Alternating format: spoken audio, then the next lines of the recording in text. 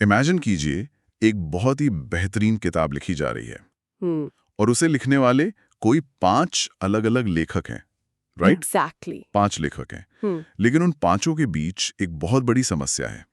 उनके पास सिर्फ एक ही टाइपराइटर है। अरे बाप रे, मतलब एक टाइम पर एक ही इंसान लिख सकता है। बिल्कुल। हम्म जब एक लेखक अपना चैप्टर पूरा कर लेता है हम्म तो उसे वो टाइपराइटर बाकायदा डाक के जरिए पोस्ट से दूसरे लेखक को भेजना पड़ता है। हाँ, और जब तक वो टाइपराइटर रास्ते में है, बाकी 4 लोग कुछ नहीं कर सकते। वो सिर्फ बैठकर इंतजार करते हैं। और जो लोग सुन रहे हैं, अगर उन्होंने आज किसी भी डेटा साइंस टीम को पारंपरिक जुपिटर नोटबुक पर काम करते हुए देखा है, तो उनकी सच्चाई बिल्कुल इसी टाइपराइटर वाली कहानी जैसी है। सही कहा। और टेक की भाषा में इस इंतजार को हम सीक्वेंशियल बॉटलनेक कहते हैं। Sequential bottleneck. हाँ, मतलब जब तक एक डेटा साइंटिस्ट अपना कोड रन करके फाइल को गिटहब या ईमेल के जरिए शेयर नहीं करता ना, राइट। तब तक दूसरा व्यक्ति उस पर काम शुरू ही नहीं कर सकता। तो आज के इस डीप डाइव में हम इसी समस्या के समाधान पर बात करने वाले हैं। और इसके लिए हमारे पास कुछ बहुत ही सॉलिड सोर्सेज हैं। हमारे पास कुछ यूट्यूब ट्यूटोरियल्स हैं जैसे डेटा प्रोफेसर, कोड बेसिक्स और खुद डीप नोट के आधिकारिक चैनल से। बिल्कुल। और साथ ही हमारे पास एक बहुत ही इंसाइटफुल इंडस्ट्री आर्टिकल भी है जिसका नाम है deep note and the future of collaborative data science. तो हमारा मिशन आज यही समझना है कि क्या डीप नोट वाकई डेटा साइंस के लिए, मतलब क्या ये उनका गूगल डॉक्स मोमेंट है? हाँ, ये देखना बहुत दिलचस्प होगा। और हम ये मानकर चल रहे हैं कि जो लोग हमें सुन रहे हैं उन्हें पता है कि जुपिटर नोटबुक क्या है, पांडास और एसक्यूएल कैसे काम करते हैं। तो हम बेसिक डेफिनेशंस में टाइम वेस्ट नहीं करेंगे। बिल्कुल नहीं। हम सीधे वर्कफ्लो में आने वाले शिफ्ट और उसके पीछे की तकनीक पर फोकस करेंगे। तो ठीक है, चलिए इसे गहराई से समझते हैं। बनाने के लिए इसने एक बेहतरीन इंटरफेस दिया था। हाँ, डाउट नहीं है उसमें। लेकिन इसका जो आर्किटेक्चर था ना, वो मुख्य रूप से सिंगल यूजर और लोकल मशीन के लिए डिजाइन किया गया था। अकेले काम करने के लिए। एग्जैक्टली। जब आप इसे एक टीम के बीच डिप्लॉय करने की कोशिश करते हैं तो वर्जन कंट्रोल एक बुरे सपने में बदल जाता है। ओहो, गिटहब पर जुपिटर की उन .ipnb फाइल्स के कॉन्फ्लिक्ट्स। हाँ, उन्हें रिजॉल्व करना किसी भी डेवलपर के लिए सबसे फ्रस्ट्रेटिंग कामों में से एक है। वो जेसन फॉर्मेट वाले गिट कॉन्फ्लिक्ट्स देखकर ही पसीना आ जाता है यार। बिल्कुल। अगर मैं डीप नोट की अप्रोच को देखूं तो ये मुझे एक मल्टीप्लेयर वीडियो गेम जैसा लगता है। Multiplayer game? वो कैसे? मतलब डेटा प्रोफेसर के ट्यूटोरियल में हमने देखा कि गूगल डॉक्स की तरह ही आप स्क्रीन पर देख सकते हैं कि आपका साथी इस समय किस कोड सेल पर काम कर रहा है। अच्छा, हाँ। उसका एक छोटा सा अवतार वहां ब्लिंक करता रहता है। और इसके पीछे का जो मैकेनिज्म है वो समझना बहुत जरूरी है। हाँ, बताइए। पारंपरिक जुपिटर में अगर 2 लोग एक साथ एक ही नोटबुक को एडिट करने की कोशिश करें तो क्रैश हो जाएगा। हाँ, क्योंकि नोटबुक का स्टेट मैनेजमेंट बिगड़ जाएगा। लोकल कर्नल को समझ नहीं आएगा कि कौन सी कमांड पहले एग्जीक्यूट करनी है। राइट। लेकिन डीप नोट का आर्किटेक्चर बैकएंड पर एग्जीक्यूशन एनवायरनमेंट को सिंक्रोनाइज करता है। इसका मतलब है कि अगर एक यूजर किसी वेरिएबल, मान लीजिए डीएफ या डेटा फ्रेम को अपडेट करता है, तो दूसरे यूजर के एनवायरनमेंट में भी वो मेमोरी स्टेट तुरंत रिफ्लेक्ट हो जाती है। ये पॉइंट बहुत दिलचस्प है और इसी वजह से रियल टाइम कोलैबोरेशन संभव हो पाता है। बिल्कुल। ट्यूटोरियल में एक फीचर दिखाया गया था, कोड सेल पर सीधे कमेंट करना। हाँ, वो बहुत पावरफुल है। मान लो मैं एक मॉडल ट्रेन कर रहा हूँ और मुझे डेटा में कुछ गड़बड़ लगती है, तो मैं सेल के बगल में कमेंट छोड़ सकता हूँ कि क्या हम यहाँ CSV फाइल को सॉल्युबिलिटी डेटा सेट से रिप्लेस कर सकते हैं। तो ये सिर्फ एक टेक्स्ट चैट नहीं है? नहीं, बिल्कुल नहीं। ये कोड के कॉन्टेक्स्ट में हो रही बातचीत है। टीम का दूसरा मेंबर उसे पढ़कर वहीं कोड चेंज करता है और उस कमेंट को रिजॉल्व कर देता है। और सबसे अच्छी बात यह है कि उस बातचीत का पूरा इतिहास लेफ्ट पैनल में सेव रहता है। हाँ, ताकि कोई भी बाद में देख सके कि क्या डिस्कस हुआ था। एग्जैक्टली। कोड बेसिक्स के वीडियो में इसका एक बहुत ही प्रैक्टिकल यूज केस दिखाया गया है। वो फाइनेंस डैशबोर्ड वाला? हाँ, एक फाइनेंस डैशबोर्ड का प्रोजेक्ट चल रहा है जहां माइक्रोसॉफ्ट के शेयर प्राइस का इंटरैक्टिव चार्ट बना हुआ है। टीम का एक मेंबर कमेंट करता है, क्या हम इसी चार्ट में टेस्ला का डेटा देख सकते हैं? और पुराने वर्कफ्लो में इसके लिए क्या करना पड़ता? बहुत लंबा प्रोसेस था। पहले वाले डेवलपर को कोड में जाकर टिकर सिंबल चेंज करना पड़ता। सेल को दोबारा रन करना फिर ग्राफ का स्क्रीनशॉट लेना पड़ता और फिर उसे स्लैक या टीम्स पर भेजना पड़ता। बिल्कुल। लेकिन डीप नोट में दूसरा व्यक्ति तुरंत कोड में MSFT की जगह TSLA टाइप करता है, रन हिट करता है और लाइव चार्ट वहीं सबके सामने अपडेट हो जाता है। ये रियल टाइम स्पीड सच में एक गेम चेंजर है। तकनीकी नजरिए से देखें तो ये फीडबैक लूप को इतना छोटा कर देता है कि प्रोजेक्ट्स हफ्तों की जगह दिनों में पूरे हो सकते हैं।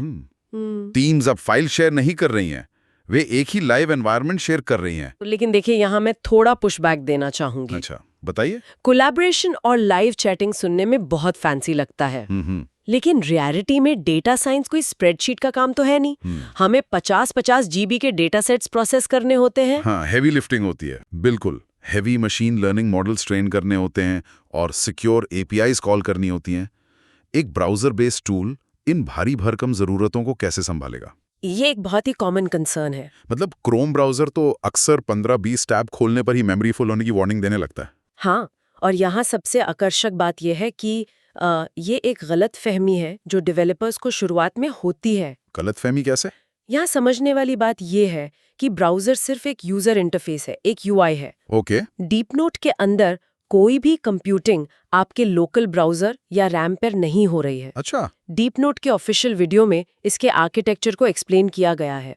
पीछे सारा काम डेडिकेटेड क्लाउड कंटेनर्स में हो रहा है। तो इसका मतलब मेरा लैपटॉप चाहे 8 साल पुराना हो या नया मैकबुक प्रो हो, कोई फर्क नहीं पड़ेगा। कोड रन होने की स्पीड सेम रहेगी। बिल्कुल सेम।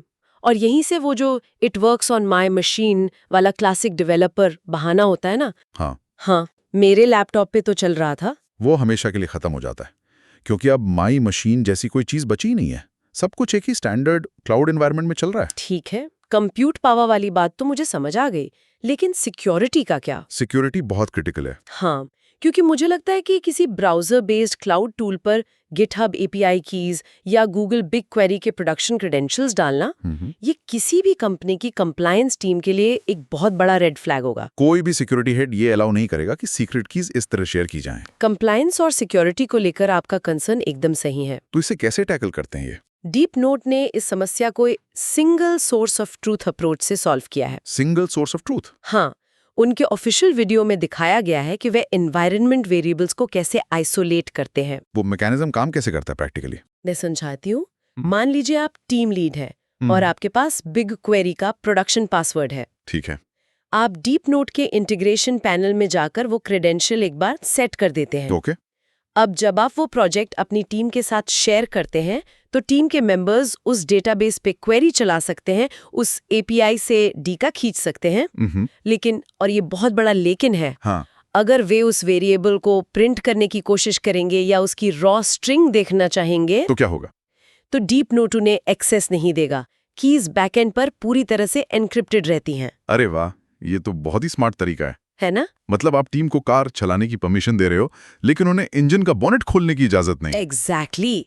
सिक्योरिटी भी मेंटेन हो गई और काम भी नहीं रुका। ये तो सॉलिड है। और जहां तक पावर यूजर्स की बात है ना, हाँ, जिन्हें सब कुछ कस्टमाइज करना होता है। हाँ, जिन्हें लगता है कि क्लाउड प्लेटफॉर्म्स उन्हें रिस्ट्रिक्ट कर देंगे, उनके लिए डेटा प्रोफेसर के वीडियो में एक बेहतरीन इंसाइट है। वो क्या? डीप नोट आपको सीधे कमांड लाइन यानी टर्मिनल का एक्सेस देता है। ब्राउजर के अंदर टर्मिनल? बिल्कुल। आप वहां से पिप इंस्टॉल, पाईकैरेट जैसी कोई भी कस्टम लाइब्रेरी इंस्टॉल कर सकते हैं। हाँ, और मैंने ये भी देखा कि आप इसमें डॉकर को भी कॉन्फ़िगर कर सकते हैं। डॉकर सपोर्ट भी है। मतलब अगर आपकी टीम का कोई कस्टम रिक्वायरमेंट्स .txt या डॉकर फाइल है तो आप उसे सीधा बेस इमेज बना सकते हैं। बिल्कुल, आपको पूरी आजादी मिलती है। एक और चीज जिसने मेरा ध्यान खींचा वो था एग्जीक्यूशन काउंटडाउन। ओ हाँ, वो बहुत ही हैंडी फीचर है। मतलब जब कोई हेवी प्रोसेस रन हो रही होती है तो जुपिटर में अक्सर वो एस्टेरिस्क का साइन आता है। हाँ, वो स्टार वाला साइन। और हम घंटों स्क्रीन घूरते रहते हैं कि भाई कोड हैंग हो गया है या चल रहा है। फ्रस्ट्रेटिंग होता है वो, बहुत ज्यादा। लेकिन डीप नोट में हर सेल के रन होने का लाइव टाइमर दिखता है। हाँ, एक काउंटडाउन चलता रहता है। ये छोटी सी यूआई डिटेल्स डेवलपर्स की मेंटल सैनिटी के लिए बहुत बड़ी चीज है। सही बात है, ये छोटे छोटे फीचर्स ही एक प्रोडक्ट को मैच्योर बनाते हैं। लेकिन अगर हम हार्डवेयर और एनवायरनमेंट की इस आजादी को एक कदम और आगे ले जाएं, तो इसका एक बहुत बड़ा इम्पैक्ट डेटा के डिस्ट्रीब्यूशन पर पड़ता है। यहाँ बात सच में बहुत दिलचस्प हो जाती है। हाँ, एग्जैक्टली। और यहीं पर मुझे अपनी वो रेस्टोरेंट वाली एनालॉजी सबसे सटीक लगती है। अच्छा, रेस्टोरेंट एनालॉजी। पारंपरिक जुपिटर नोटबुक ना एक ओपन किचन की तरह है। ओके, समझ रही हूँ। शेफ यानी हमारा डेटा साइंटिस्ट बहुत मेहनत कर रहा है, लेकिन जब वो क्लाइंट जैसे मैनेजर या मार्केटिंग टीम को अपनी डिश दिखाता है, मतलब अपनी इनसाइट्स या रिपोर्ट, हाँ, तो क्लाइंट को किचन की सारी गंदगी, कच्चा माल, गंदे बर्तन और तारों का जाल यानी कोड के लंबे लंबे ब्लॉक्स भी देखने पड़ते हैं। जो कि उनके किसी काम का नहीं है। बिल्कुल नहीं।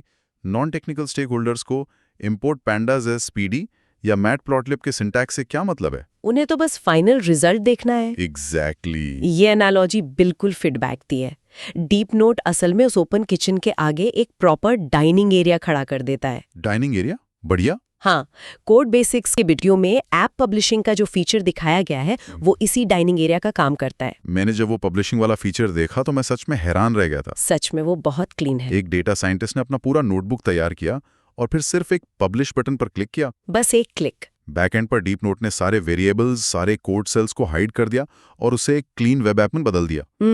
अब जो भी व्यक्ति उस यूआरएल को खोलेगा उसे सिर्फ इंटरैक्टिव चार्ट्स दिखेंगे, जैसे किसी ई कॉमर्स साइट का एबी टेस्टिंग का कन्वर्जन रेट। अगर हम इसे व्यापक नजरिए से जोड़कर देखें तो इसके पीछे का जो वर्कफ्लो शिफ्ट है वो बहुत बड़ा है। कैसे? सोचिए, कुछ साल पहले तक अगर किसी डेटा साइंटिस्ट को अपना प्रेडिक्टिव मॉडल बिजनेस टीम को दिखाना होता था तो उसे बहुत मशक्कत करनी पड़ती थी। हाँ, उसे एक फ्रंट एंड सॉफ्टवेयर इंजीनियर के पास जाना पड़ता था। ओहो, वो डिपेंडेंसी। उसे रिक्वेस्ट करनी पड़ती थी कि प्लीज मेरे इस पाइथन कोड के ऊपर एक रिएक्ट या फ्लास्क का यूआई बना दो। और उसमें हफ्तों लग जाते थे। बिल्कुल। और अब वो डिप्लॉयमेंट टाइम कुछ सेकंड्स का रह गया है। ये सच में डेटा साइंस को डेमोक्रेटाइज करने वाली बात है। हाँ, सबको एक्सेस मिल रहा है। और सिर्फ पब्लिशिंग ही नहीं, ऑटोमेशन का पार्ट भी बहुत सॉलिड लगा मुझे। शेड्यूलिंग वाला फीचर। हाँ, मान लो मैनेजमेंट को हर रोज शाम 5 बजे एक रिपोर्ट चाहिए। आप उस नोटबुक को डीप नोट में शेड्यूल कर दो, वो रोज शाम 5 बजे नया डेटा पुल करेगा, रन होगा और रिपोर्ट अपडेट कर देगा, बिना किसी मैनुअल इंटरवेंशन के। और अगर किसी वजह से रन फेल हो जाता है तो क्या होता है? मान लीजिए एपीआई की लिमिट खत्म हो गई या डेटाबेस डाउन है, तो सिस्टम तुरंत ओनर को ईमेल अलर्ट भेज देता है। अरे वाह! ये रिलायबिलिटी प्रोडक्शन एनवायरनमेंट के लिए बहुत जरूरी है। लेकिन इन सब में जो चीज मुझे सबसे ज्यादा माइंड ब्लोइंग लगी ना, क्या? वो था उनका लो कोड एसक्यूएल इंटीग्रेशन। ओह हाँ, वो तो मेरा भी फेवरेट है। जो लोग सुन रहे हैं और जिन्होंने कोड लिखा है वे जानते होंगे कि जुपिटर में एसक्यूएल डेटाबेस से डेटा निकालना कितना बड़ा सरदर्द है। बहुत लंबा प्रोसेस है। आपको पहले पाइसाइकोटू या एसक्यूएल कैलमी जैसी लाइब्रेरीज इंपोर्ट करनी पड़ती हैं। 10 लाइन का कनेक्शन स्ट्रिंग लिखना पड़ता है और फिर pd.read SQL लिखकर डेटा को पैंडास डेटा फ्रेम में लाना पड़ता है। बहुत क्लंकी लगता है वो। और डीप नोट ने इस पूरे बॉयलर प्लेट कोड को सिस्टम से ही हटा दिया है। हटाई दिया है? हाँ, आप सीधे अपने नोटबुक में एक SQL ब्लॉक ऐड करते हैं, अपनी रॉ SQL क्वेरी रन करते हैं और डीप नोट का इंजन उसे नेटिवली प्रोसेस करके सीधा एक पैंडास डेटा फ्रेम में आउटपुट कर देता है, बिना किसी कनेक्शन स्ट्रिंग के। बिल्कुल, आपको कोई कनेक्शन स्ट्रिंग या डेटा लोडिंग कोड लिखने की जरूरत ही नहीं है। और असली मैजिक तो इसके बाद शुरू होता है। जब वो डेटा फ्रेम स्क्रीन पर आता है तो आपको उसे फिल्टर या सॉर्ट करने के लिए DFDF सेल्स 1000 जैसा कोड लिखने की जरूरत नहीं है। हाँ, वो यूआई जो मिलता है, डीप नोट उस डेटा फ्रेम के ऊपर एक एक्सेल जैसा विजुअल यूआई दे देता है। टेक्निकली देखा जाए तो ये एक बहुत बड़ा ब्रिज है तकनीकी और गैर तकनीकी यूजर्स के बीच। ब्रिज कैसे? देखिए, अगर मार्केटिंग टीम का कोई व्यक्ति है जिसे पाइथन नहीं आती, हाँ, अगर वो उस नोटबुक में आता है तो वो यूआई के ड्रॉप डाउन मेन्यू से सीधे डेटा को फिल्टर कर सकता है। राइट। कोडर अपना काम कर रहा है और नॉन कोडर बिना कोड तोड़े अपना डेटा एक्सप्लोर कर रहा है। ये फीचर अकेले ही एक डेटा साइंटिस्ट के हर दिन के 20 से 30 मिनट बचा सकता है। बिल्कुल। जो अक्सर डेटा फिल्टर करने की छोटी छोटी रिक्वेस्ट में बर्बाद होते हैं। अरे ये फिल्टर लगा के दे दो, वो फिल्टर लगा के दे दो। हाँ, वो माइक्रो मैनेजमेंट खत्म हो जाता है। इन सभी फीचर्स को देखकर ये समझना मुश्किल नहीं है कि इंडस्ट्री आर्टिकल क्यों इसे future of collaborative data science कह रहा है। लेकिन जैसा कि हम हमेशा कहते हैं, कोई भी तकनीक परफेक्ट नहीं होती। हाँ, तो इस सब का मतलब क्या है? अब इस हनीमून फेज से बाहर आते हैं और रियलिटी चेक करते हैं। हाँ, ये जरूरी है। अब तक सुनकर तो ऐसा लग रहा है कि भाई हमें तुरंत अपना लोकल एनाकोंडा या जुपिटर सेटअप डिलीट कर देना चाहिए। लेकिन कैच क्या है? ये एक बहुत ही महत्वपूर्ण सवाल खड़ा करता है। बताइए। आर्टिकल के अनुसार इस बदलाव में कुछ रुकावटें भी हैं जिन पर ध्यान देना जरूरी है। मुझे सबसे पहली रुकावट तो यही लगती है कि चूंकि ये क्लाउड टूल है तो कनेक्टिविटी ही इसका ऑक्सीजन है। बिल्कुल। अगर आप किसी फ्लाइट में हैं जहां वाईफाई नहीं है या किसी ऐसे रिमोट एरिया में हैं जहां इंटरनेट स्टेबल नहीं है, तो डीप नोट आपके लिए डेड स्क्रीन के अलावा कुछ नहीं है। कुछ काम नहीं करेगा। नहीं, आपका लोकल जुपिटर नोटबुक बिना इंटरनेट के भी डेटा प्रोसेस कर सकता है, लेकिन यहाँ आप पूरी तरह से सर्वर की दया पर निर्भर है। इसके अलावा सिक्योरिटी को लेकर हमने जो सिंगल सोर्स ऑफ ट्रूथ वाली बात की थी, हाँ, वो स्टार्टअप्स या टेक कंपनियों के लिए तो ठीक है, लेकिन उन कंपनियों का क्या जो बहुत ही हाई कंप्लायंस जोन में ऑपरेट करती हैं? ये आर्टिकल का एक बहुत ही क्रिटिकल पॉइंट है। राइट। पारी यानी फायरवॉल से बाहर किसी थर्ड पार्टी क्लाउड सर्वर पर जाने ही नहीं देती हैं। बिल्कुल नहीं जाने देती। एग्जैक्टली उनके ऑन प्रेमाइसिस सर्वर्स के नियम इतने सख्त होते हैं कि डीपनोड जैसे SaaS प्लेटफॉर्म को प्रोक्योर करना उनके लिए लीगल और सिक्योरिटी क्लियरेंस का एक लंबा दुस्वप्न बन सकता है। और शायद कई एंटरप्राइजेस सिर्फ इसी वजह से पुरानी और धीमी प्रणालियों से चिपके रहते हैं। सही कहा। लेकिन आर्टिकल में जिस चीज ने मुझे सबसे ज्यादा सोचने पे मजबूर किया ना, वो क्या था? वो था इनका pay as you go cost model. मुझे लगता है कि ये टीम्स के लिए एक बहुत बड़ा और छिपा हुआ रिस्क है। ये सबसे बड़ा आहा मोमेंट है इस पूरे शिफ्ट का। कैसे? देखिए, लोकल मशीन पर काम करने की एक आज़ादी थी कि आप जितनी चाहें उतनी कंप्यूटिंग पावर इस्तेमाल करें। हाँ, आपका बस लैपटॉप गर्म होगा और बैटरी खत्म होगी, पैसे तो नहीं कटेंगे। बिल्कुल, लेकिन क्लाउड पर हर कंप्यूटर साइकिल का पैसा मीटर की तरह दौड़ता है। ये तो है। सोचिए एक हाइपोथेटिकल सिनेरियो। शुक्रवार की शाम है। एक जूनियर डेटा साइंटिस्ट एक बहुत ही हैवी डीप लर्निंग मॉडल या न्यूरल नेटवर्क को डीपनोड के हाई एंड GPU इंस्टेंस पर रनिंग छोड़ देता है और वीकेंड मनाने घर चला जाता है। अरे बाप रे। हाँ, और जब सोमवार सुबह टीम लीडर ऑफिस आता है तो क्लाउड प्रोवाइडर का हजारों डॉलर का बिल उसका इंतजार कर रहा होता है। ये तो किसी भी मैनेजर को हार्ट अटैक दे देगा। ये कोई मजाक नहीं है। इंडस्ट्री में क्लाउड रिसोर्स मैनेजमेंट एक बहुत बड़ी चुनौती है। जब आप टीम्स को एक क्लिक में हैवी मशीनरी यानी हाई रैम या GPU प्रोविजन करने की आज़ादी देते हैं तो बजट ओवररन का खतरा बहुत बढ़ जाता है। तो कंपनियां से मैनेज कैसे करते हैं? इसके लिए कंपनियों को बहुत सख्त मॉनिटरिंग और ऑटो शटडाउन पॉलिसीज बनानी पड़ती हैं। ये एक बहुत बड़ा रियलिटी चेक है। मतलब आज़ादी की कीमत अक्सर सतर्कता होती है। बिल्कुल सही कहा। तो अगर हम इन सारे सोर्सेज और आज की इस पूरी चर्चा का सार निकालें तो तस्वीर काफी साफ हो जाती है। हाँ, समरी के तौर पर हम कह सकते हैं कि डीपनोड ने जुपिटर नोटबुक की कोर फिलॉसफी को लिया है और उसे आज के क्लाउड नेटिव और कोलैबोरेटिव दौर के हिसाब से री-इंजीनियर किया है। हाँ, उस अकेले डार्क वाले टाइपराइटर को हटाकर इसने पूरी टीम को एक ही टेबल पर ला बिठाया है। एग्जैक्टली। वर्जन कंट्रोल का सिरदर्द खत्म करना, क्लाउड कंप्यूटिंग की स्केलेबिलिटी देना और सबसे महत्वपूर्ण SQL को सीधे पैंडास डेटा फ्रेम में बदलकर एक वेब ऐप पब्लिश करने की ताकत देना। ये सारे फीचर्स मिलकर डेटा के फ्लो को सच में बहुत स्मूथ बना रहे हैं। और जो लोग इस डीप डाइव को सुन रहे हैं उनके लिए सबसे बड़ा टेकअवे क्या है? डेटा साइंस टीम्स बिजनेस के साथ कैसे कम्युनिकेट करती हैं। और यहीं से मेरे दिमाग में एक ऐसा विचार आ रहा है जो इन आर्टिकल्स या ट्यूटोरियल्स में सीधे तौर पर नहीं लिखा था। अच्छा, क्या विचार है? लेकिन अगर आप इन सारे डॉट्स को कनेक्ट करें ना तो वो एकदम साफ दिखाई देता है। सोचिए जरा, अगर डीपनोड जैसे टूल SQL क्वेरीज को बिना कोड के प्रोसेस कर रहे हैं, राइट, UI फिल्टर दे रहे हैं, हाँ, और डिप्लॉयमेंट को बस एक बटन के क्लिक पर ला रहे हैं, हाँ, तो इसका मतलब है कि कोडिंग का जो वो मैकेनिक वाला काम था वो तो खत्म हो रहा है। ये एक बहुत ही वैलिड ऑब्जर्वेशन है। तो फिर सवाल ही उठता है कि अगर सिस्टम खुद कोड लिख रहा है और डेटा को प्रेजेंट कर रहा है तो भविष्य में एक डेटा साइंटिस्ट की असली वैल्यू कहां बचेगी? सोचने वाली बात है। क्या आने वाले 5 सालों में सबसे बेहतरीन डेटा साइंटिस्ट वो होगा जो सबसे तेज पाइथन कोड लिखता है, या फिर वो जो बिजनेस की सबसे जटिल समस्याओं को सुलझाने के लिए डेटा से सही सवाल पूछना जानता है? मुझे लगता है दूसरा वाला। तकनीक तो अपना काम कर रही है, लेकिन क्या हम उस भविष्य के लिए तैयार हैं जहां हमारा लॉजिक हमारे सिंटैक्स से ज्यादा महत्वपूर्ण होगा? बहुत ही गहरा सवाल है ये। इसी विचार के साथ हम आज के इस डीप डाइव को यहीं समाप्त करते हैं। सीखते रहिए और सिस्टम्स पर सवाल उठाते रहिए।